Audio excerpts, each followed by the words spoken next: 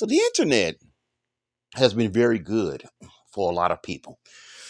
You can spread a message far faster than you could in the past, man. It's incredible. Okay.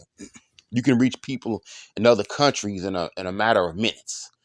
But there's a downside to that. Okay. The downside is, okay, when you're doing things that you're not supposed to be doing, you're lying, you're cheating, you're stealing, okay, that gets out a lot faster than it did in the past. Somebody can go into your organization and just record you doing or saying things you're not supposed to be doing, okay, and put that out on the internet. Or, they can find out some stuff about you that maybe people outside that organization would not have known in the past or been able to prove in the past, okay? I can go somewhere right now into a group or whatever, let's say to a church or a particular group, and I can record you slapping your wife or slapping your husband or beating up your child and put that on the internet. You can't deny that. Okay. So you got a lot of these Christian preachers, man, these leaders and stuff, people in a church love them. All right. Um, these people are some people have very good I don't know what I want to say here. Oh, some people just have a natural born ability to lead. Okay. They're funny, they're attractive, they're tall, they know how to talk to people, they're charismatic. Okay. They know how to be good leaders in a sense. They have leadership ability. Let's put it that way. Let me rephrase that. You can have leadership ability but not be a good leader. Okay. They have the ability to be a good leader. They know how to draw people to them. Oh, some people just have that ability. Now, you have these people in these churches, these preachers, pastors, or whatever, deacons, or whatever. Um, they have that ability. They have that ability to draw people to them. Okay. Some of them just naturally have that, and some of them get taught how to do it. So, what's the issue with the internet? Well, the issue with the internet here's this, okay. When they're in these churches and they have this influence in this church, okay. You have people in these churches who almost worship these leaders, okay. You have Christians who they don't worship Jesus, they worship the the leader in their church. The church leadership is who they worship. Church leadership says something that totally contradicts Jesus. They're gonna go with what church leadership says, not Jesus. Okay. Okay. It's church leadership or that particular leader, then Jesus. Okay. And these people can do no wrong in their eyes. And then let's put it this way. The individuals who don't agree with everything they say, the individuals who maybe have some healthy dissent, they can kick them out the organizations. Okay, with the Catholic Church, and they had that issue with the Catholic Church where they were molesting those kids. People went to church leadership and complained about some of these people, the priests messing with these kids. They kicked them out. They threatened them or they kicked them out. Okay, they made threats. Okay, they shut them up. They were able to shut them up for a long period of time. Okay, I think even some of them nuns were allegedly messing with some of these young kids. But anyways, they had total control within that organization. All right. It's the same thing with even some of these Protestant organizations. So I ain't just ragging on Catholics here. But the reason they don't like the internet though is they don't have that same level of control on the internet. Like I said, somebody can go in a church and they can see that person in charge saying or doing something, put that online or go talk about it. They don't have that control and power that they have there because that cult of personality. I mean, you got some people online where people will sit up there and watch them. Oh, I love so and so. He or she is such a great Christian leader. But hey, and I'll say this. I know some people say that women can't be church leaders. Here's the problem, okay? Whether the Bible says they can do it or not, because I know there's a little debate over that. If that person gets up and starts their own church and is preaching, they are a leader. Okay. Now you can say that dating God didn't authorize that. You can say that they're not authorized or they shouldn't be doing it, but that's still in a leadership position. Let's put it that way. So problem is that cult of personality is not the same online. Okay. Online, they can't kick you out of anything. They can't kick you off YouTube. It's a lot harder to kick you off YouTube or kick you off Facebook or whatever web or whatever site that somebody has took and put their videos up. They can't kick you off that. Okay, they can't do the same thing to you at home on your computer than they can as to a member of their church. They can't say, hey, well, you better stop saying this stuff or I'm gonna kick you off at this organization or this group, or you won't be able to come here and interact with us because that person online, good chance ain't part of your church organization anyways. Okay. Okay, there's a good chance that that person talking about this don't want to come to your church no ways or your organization anyways. Okay, you can't exclude them. They don't care. That's why they hate. They hate people taking clips of what they be saying or doing in their churches and putting that up online. Okay, that really bothers them. Okay, and I see a lot of these church leaders complaining now. Yeah, making a little clips of me online. Well, screw y'all. Y'all some haters. Yeah. They get mad. They get angry. But you know what they usually don't do? They don't go in the Bible and actually show you where you're wrong. That's what you really should be doing. Really, if you're a good church leader, if you're a good leader, period, someone in that organization should be able to come to you and say, hey, I don't think this is right, or we should be doing this like this. It should never be a situation where you don't have at least a few people around you who can pull you aside and say, hey, man, maybe we shouldn't be doing it. This is wrong. But see, that's the thing. Okay. A lot of these organizations don't have real leaders. Okay. They have people with leadership abilities. Okay. Because a real leader, he or she doesn't mind somebody pulling them aside and being honest about, hey, maybe you saying things where you shouldn't say it, or you shouldn't be doing this way, doing things this way, or maybe hey, maybe whatever. Okay, a real leader would have somebody within that organization that can say, hey, that can counter them a little bit, or have a level of freedom to give them their honest opinions and not just sit up there and just tell them what they want to hear. Okay, but these are not real leaders. A lot of these people in these church people are very charismatic and have leadership abilities, but they are not real leaders. Okay, and that's why they don't like the people online, because their cult of personality doesn't affect them. They can't kick you out the organization. They don't have a relationship where they can manipulate you. Okay. They don't have that power. Um, I was watching this one preacher, this Christian preacher, and this guy had some really good videos, man. He was saying some deep stuff that, quite frankly, I'm not going to lie to you, I've never heard about the Bible before. And I'm like, wow. But then he was talking about a scenario where a young woman accused him of some type of sexual assault. Okay, one of the church elders came to him and tried to address that with him, and he told that dude, "Go away. I don't want to talk to you about that. Let me go find you something to do." Here's my opinion. I know some people might disagree with this.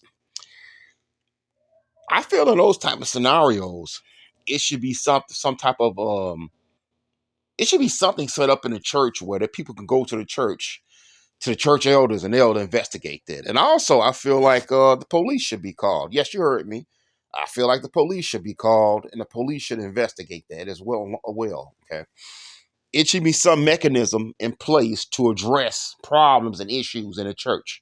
And that's the problem. A lot of churches don't have that. But this is a example of bad leadership. Okay.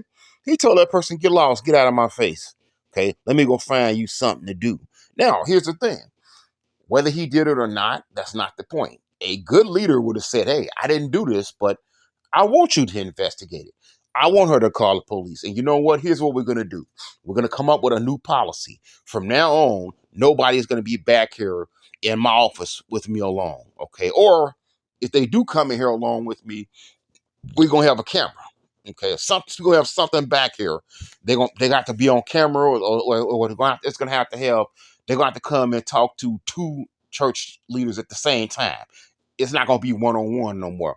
A good leader would have tried to address that, but here's the problem: You have a lot of bad leaders, man, who they live off that ability, their ability to be charismatic, their ability to manipulate people, their ability to twist the Bible. Okay. So they can control 100% of people in a church, just like this man did. But they can't control the everybody on the internet. The people on the internet are not under their cult of personality. Okay, I don't care how hot you look. You can look good. You know what? There's one church leader who be complaining, Kathleen Crick. I think she's a somewhat attractive woman. Okay, but what she teaches, no, I do not agree with that. She be complaining about people roast talking about her online because those people online are not under her cult of personality. They're not under her influence like that. Okay, there's a bunch of these dudes, these church leaders who be complaining about people talking about them online. But you know what? They will never do. They will never sit up and show you 100% in the Bible what they talking about. And even if they did try and do it, they twist the Bible. They'll twist it. They're not biblically sound, so they can't show you from a biblical standpoint, oh, well, this is what I'm doing. This is 100% right. You don't know what you're talking about. They can't say that. Okay. Anytime they try and go in the Bible, they're going to get criticized. People know they're not biblically sound. All right. All their ways of doing things is warped. Just like this scenario where I told you of this guy. Okay. His way of dealing with that was warped. Okay. He should have said to the church leaders, oh, okay, I want y'all to investigate this. I want her to call the police, okay? And we're going to put a policy in place to make certain that this don't happen again. But he didn't do this, okay, because he's warped. A lot of these people now, these Christian leaders hate the internet. They hate it because the internet, they can't lie their way out of it. They can't twist their way out of it.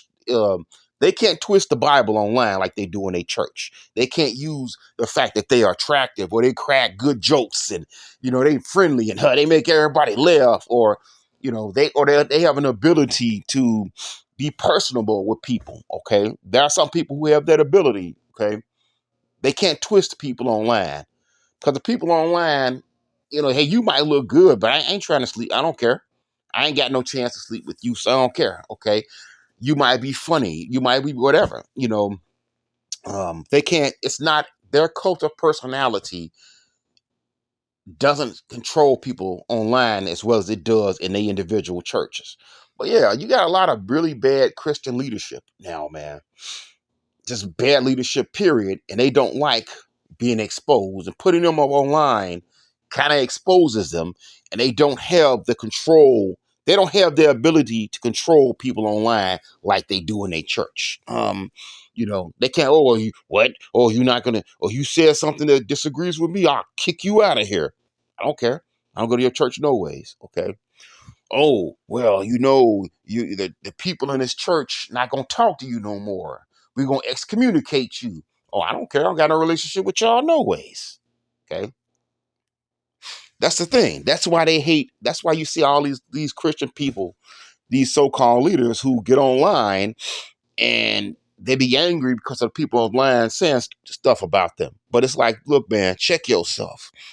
If you saying or doing something that you're not supposed to be saying or doing, check yourself. Okay.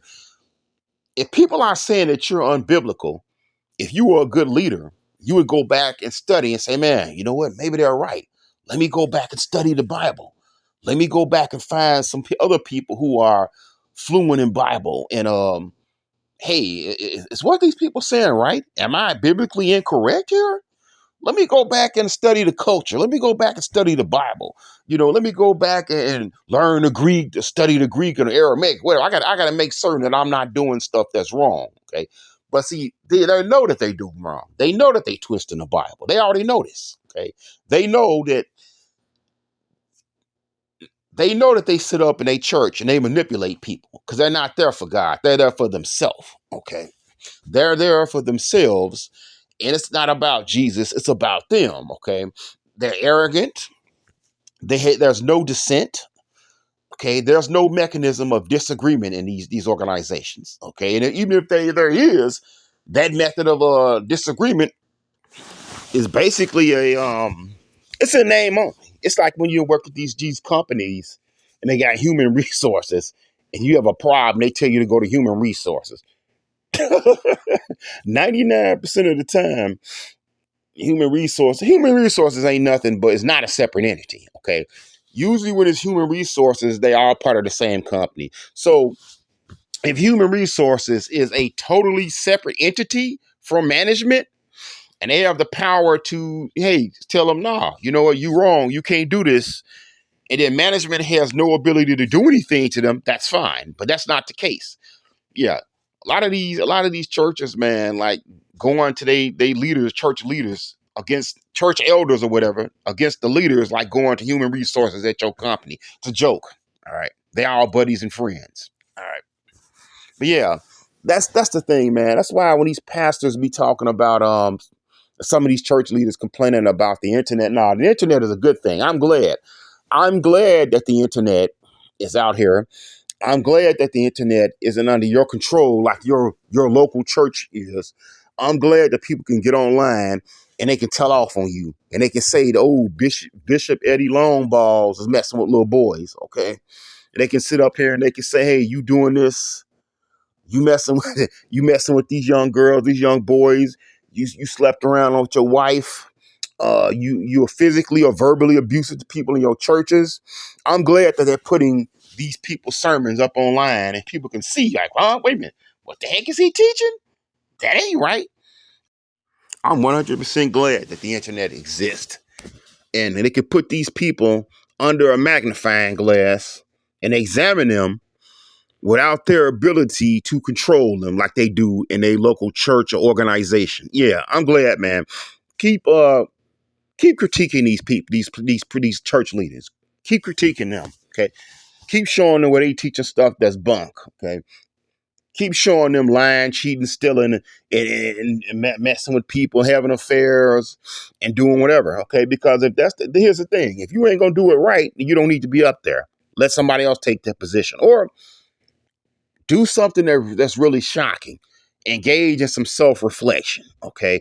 Ooh, am I teaching something that's wrong? Let me go do some study. Oh man, I was wrong. Let me apologize and start teaching it right. That's what a real leader would do. Oh, you know what? Somebody's accusing me of sexual assault or something. We need to address that. Okay. We need to investigate that. Let me call the police. Let's set up something to make certain this doesn't happen. A policy to make certain this doesn't happen again. Okay. That's what a real leader would do. Okay. These people are not real leaders. That's why they don't want nobody critiquing them. That's why they don't want them showing what they actually are doing. That's why they'll tell you you have to go to their church no matter what they do. Don't ever listen to that, man. Okay. But I'm glad. Please, I'm glad. Let's keep this online thing going. Because they definitely need to be put under a magnifying glass. Okay, because you're not gonna be a good leader or try or engage in self-reflection and trying to improve, you don't need to be up on a pulpit. You don't need to be teaching. Okay. You should have no problem being put under a magnifying glass and people seeing what you're doing. But like I said, they don't like the internet because they can't control it. They can't sit up there and give you some, yeah, well, see, let me explain to you. The Bible says you're not supposed to examine your leaders. The leaders are supposed to just lead. If I say God said, give me your money, you just supposed to give it to me.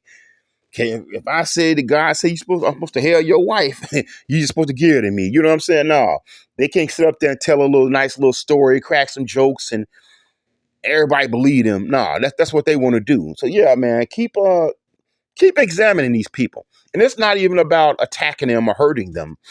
It's about trying to get them to engage in some self reflection and hopefully get better. Okay, maybe some of these people who are actually leaders will actually get better. Okay.